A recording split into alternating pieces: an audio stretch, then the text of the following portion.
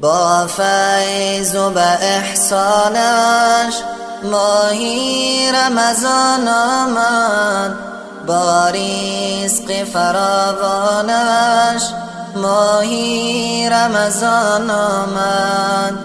با فیض و به احسانش ماهی رمضان آمد، با رزق فراوانش ماهی رمضان آمد.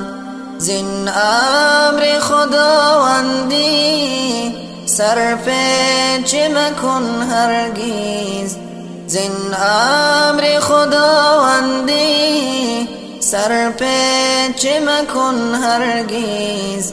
ای بنده به فرمانش ماهی رمضان آمد، ای بنده به فرمانش ماهی رمضان آمد.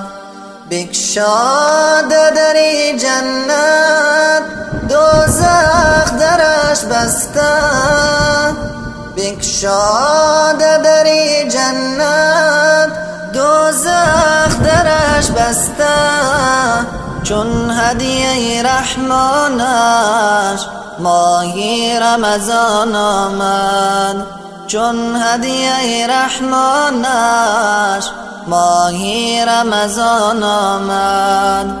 از تشنگی ترسانی و از گشنگی لرزانی، از تشنگی ترسانی و از گشنگی لرزانی.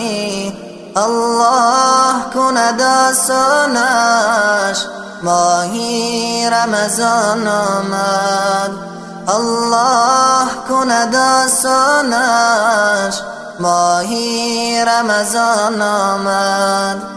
یک ماه به ما مهمان، یک ماهی پر از احسان، یک ماه به ما مهمان، یک ماهی پر از احسان.